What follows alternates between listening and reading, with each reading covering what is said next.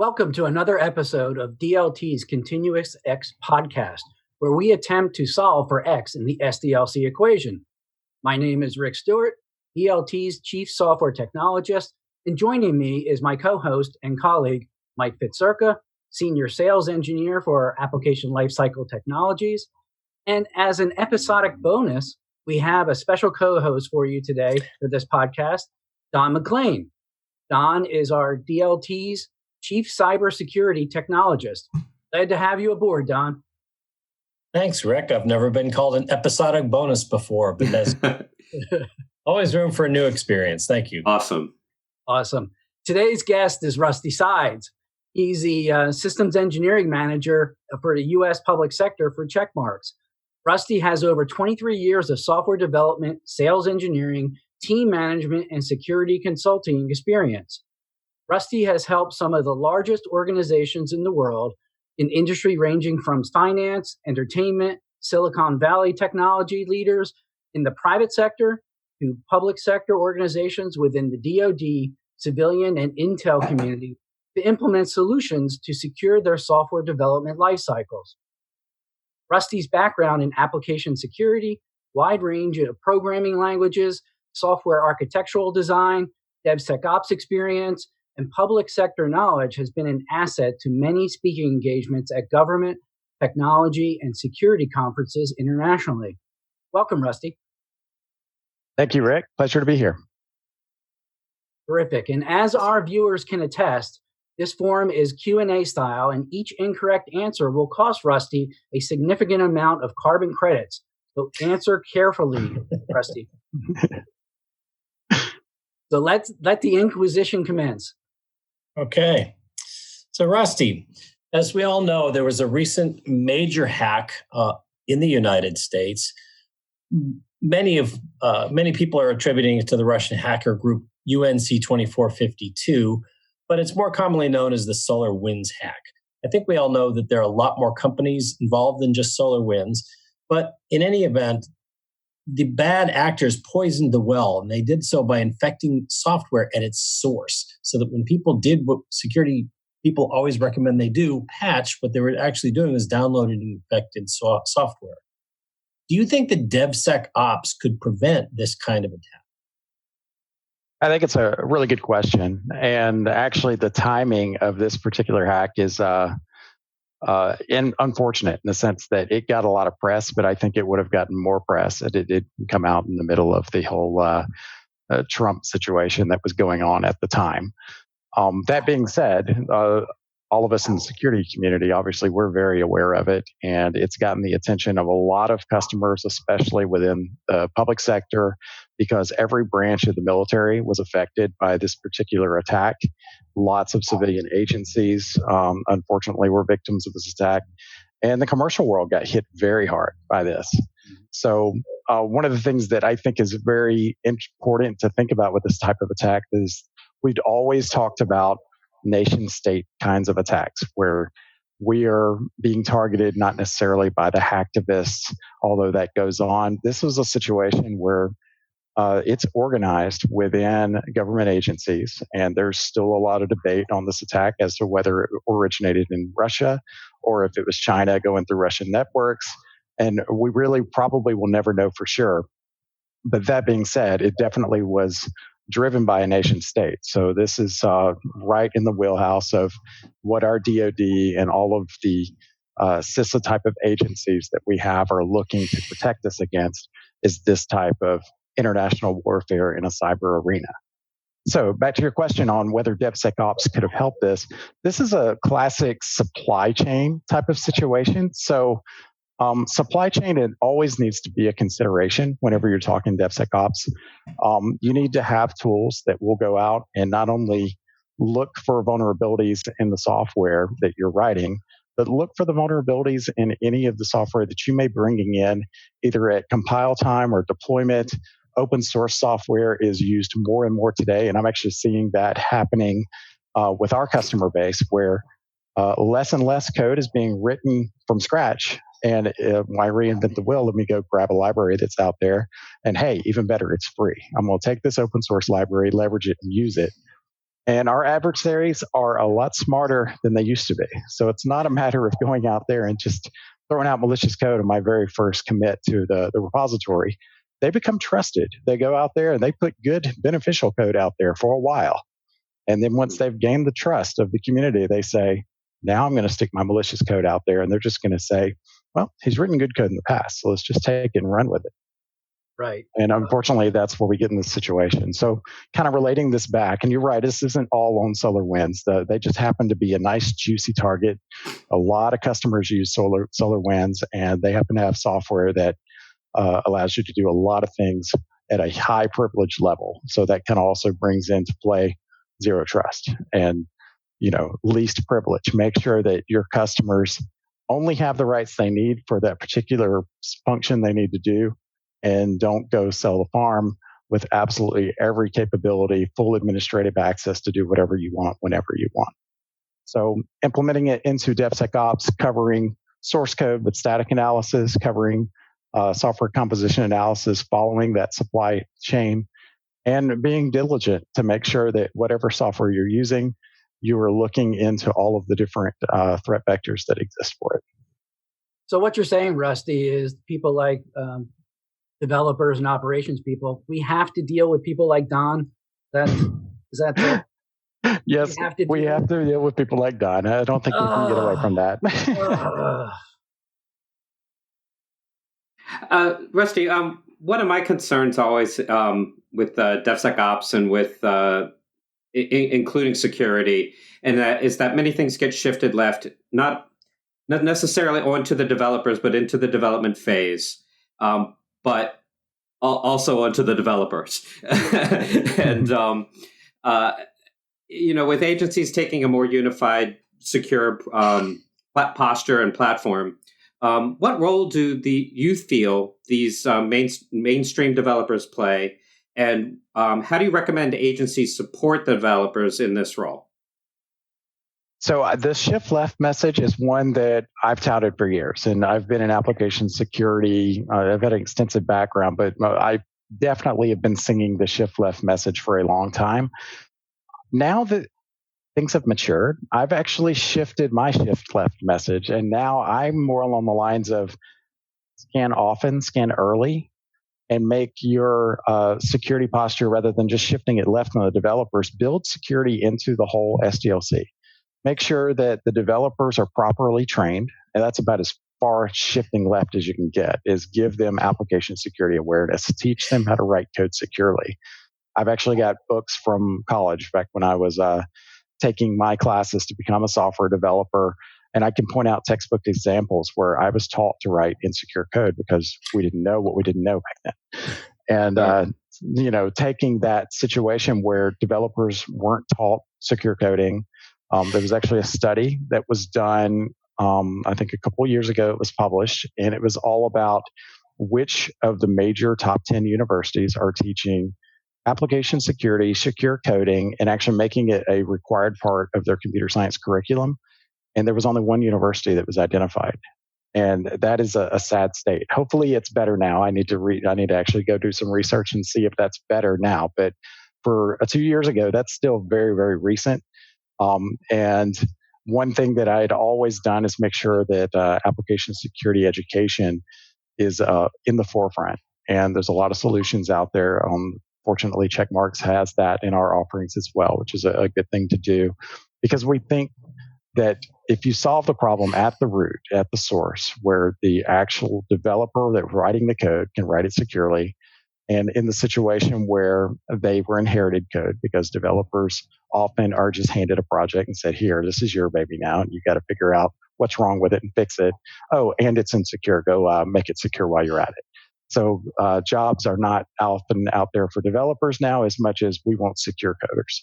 So education is a big part of that. And then implementing into the rest of the SDLC, all of the different tools that we have. And I think you hit it on the mark with the first answer was the proliferation of and the influx of open source. That doesn't mean that those application stacks have been checked, don't have vulnerabilities. They're just assumed, especially people coming out of school or without the proper experience being burnt by security issues. They don't have that experience of the skin knees of figuring out that all these open source libraries do have lots of vulnerabilities. Exactly. You're expressing concern about shifting left, and Mike said, well, it's all in the developers. Well, I would add to this sort of the flip side, which is that security people need to learn more about how software is developed. I know has been helping me understand more of that internally. Also, I know that one summer I had to interview for someone that knew how to develop, or that not a developer, but someone that could just review code for security vulnerabilities. I interviewed 75 people before I even got to one person that even claimed that he could do it. Literally, I'm not making that up. Wow. It was actually 75 people who even said that he could do it. And even he was like sort of, well, not really, but I guess. It's a rare skill on both sides of the equation. And also, Rick was joking earlier about putting up with people like me.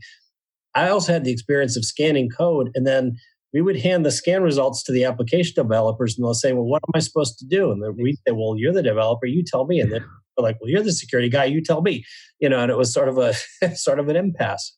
Yep. So I think more training on both sides is really required. And so I'll take that on my own self. So. Yeah, I think you're absolutely right.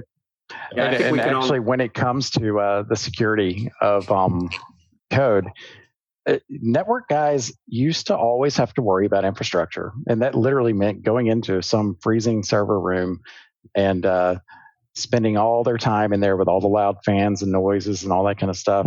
And now all those servers are mostly in the cloud. Everything is turning into code. Infrastructure itself is now infrastructure as code. And so you can actually have security vulnerabilities that exist in code and you never even see the hardware. Yeah. Very true. So it's, I suppose, shifting up the stack as well as shifting left, right? It's DevSecOps, baby. That's what it is. All right. And by the way, Rick, did you notice when Rusty said you're absolutely right? Did you notice he was talking to me? Just point. No, I think that's first. That's carbon points taken away from Rusty. We're ever complimenting you, Don. Our actual first point reduction. I say that's me. Trailblazer, setting a precedent. Well, just to keep you on your toes, Rusty, I'm going to shift gears over to the IoT world. We're seeing more and more IoT devices in the world in general, and many of them really are not very well secured.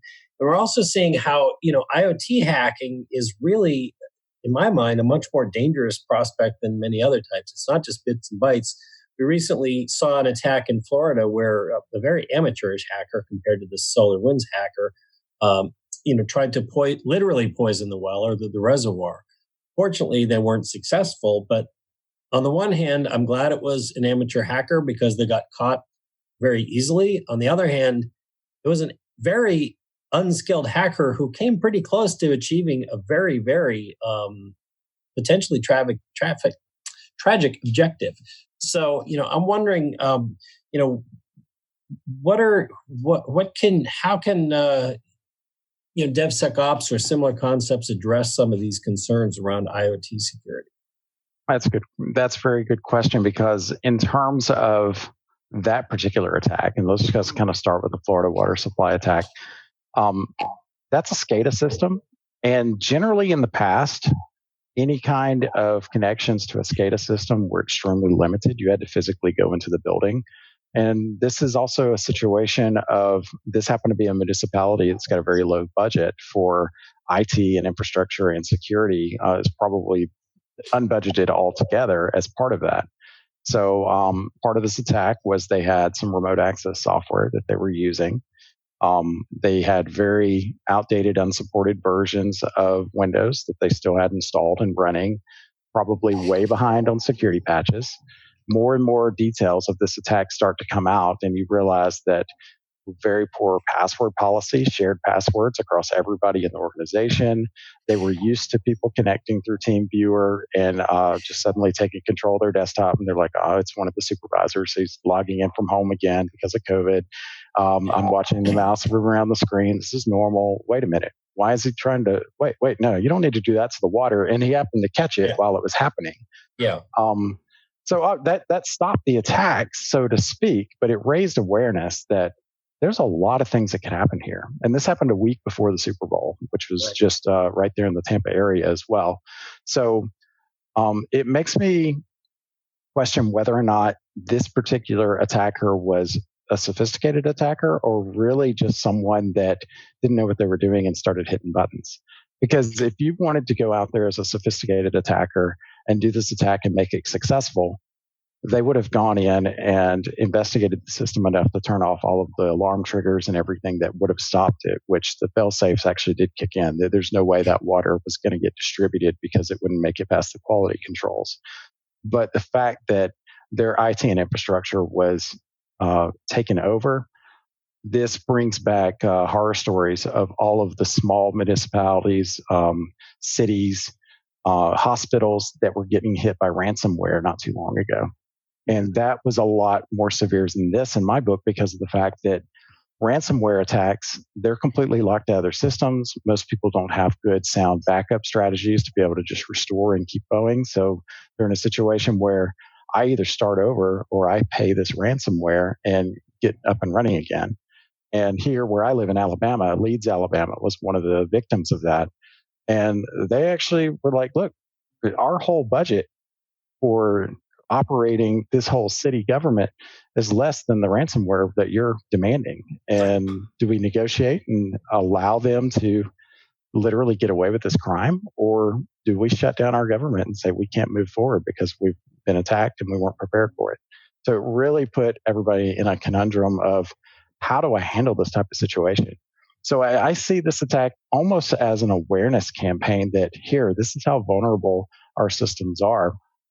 And when it comes to IoT devices, those they're everywhere. First of all, I live in a smart house. We've got everything from the automated thermostats to security cameras to the robot that runs around cleaning. And these things are all made for functionality first and get them out quick because it's a very fast moving industry. And security is an afterthought. And a lot of these have default passwords that are well known.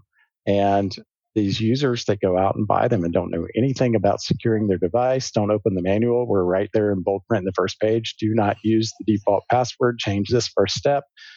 They've got the default credentials out there, and hackers literally will go out there and just scour for who didn't bother to secure their device and what can I take over and what havoc can I wreak. Actually, at Checkmarx, we've got a R&D team, and part of their security research, you can find articles to this, is